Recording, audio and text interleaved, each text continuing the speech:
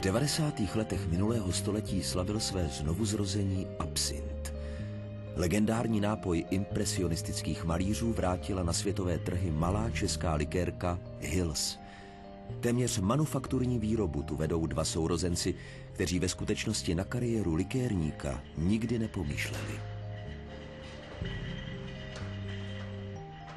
No, původně jsem vystudoval vysokou školu báňskou v Ostravě, takže jsem skončil na dole, kde jsem dělal technika, bezpečnosti práce.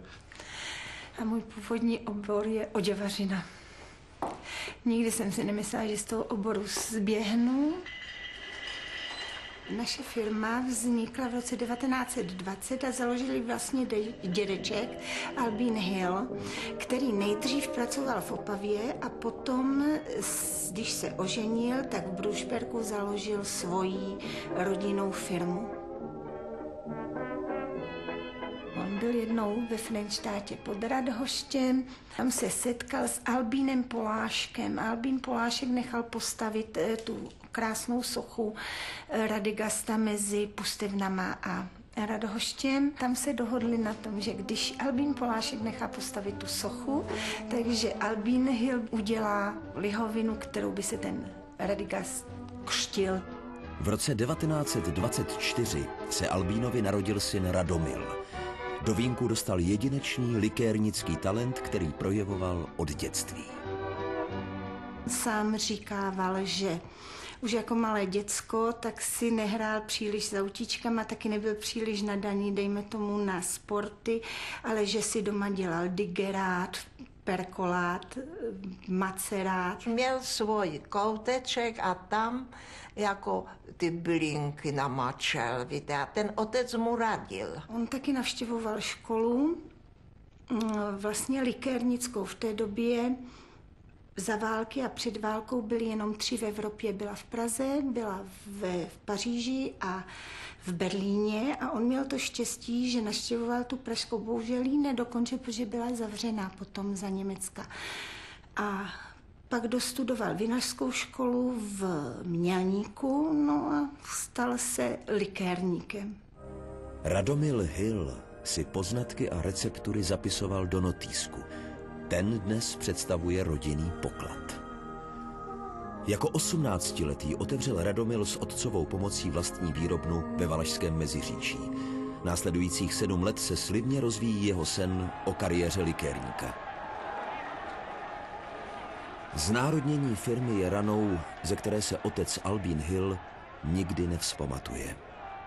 Do několika roků jako 60letý umírá. Mezitím Radomil se ženou opouští rodný Brušperk. Tady nebylo možné zůstat. Opravdu ne. Tady to bylo tak těžké. Tady je totiž hodně silná, bych řekla, komunistická strana pořád, víte. Čili tady je to opravdu těžko. Někteří lidi z toho měli úžasnou radost, jak se to ještě i dneska vám někdo řekne, že by bylo dobře, kdyby to zase se pozbíralo. No. Domovem mladých manželů se stal Jindřichův Hradec.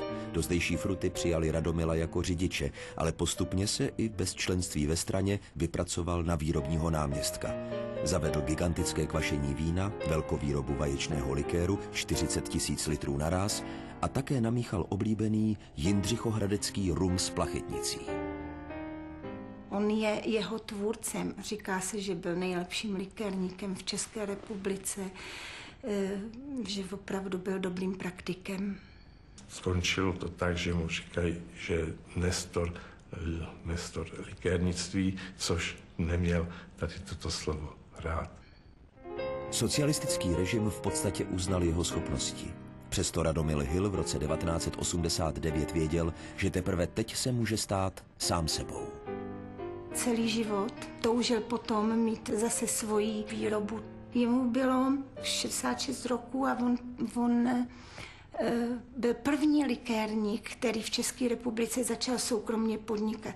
Třeba jsme v Olomouci zažili takové, že mu to nechtěli schválit. Víte, aby dělal samostatně, jak si to vlastně představuje likéry, že by šli do vlastních rukou. A byl jak buldozer, prostě věděl, že už toho času moc není a teď to chtěl prosadit. Myslím si, že to byl jeho velký splněný sen. Ve věku, kdy se odchází na odpočinek, Radomil Hill znovu začínal. Nejdřív prodal auto, aby měl na první dodávky lihu. Postupně pak vybudoval novou výrobnu v Jindřichově Hradci a obnovil zaniklý provoz ve Valašském Meziříčí. To jsme začínali sami dva, pak se tam přijala další pracovnice, no tak se to rozjelo a taky jsme to rozváželi po restauracích prvně.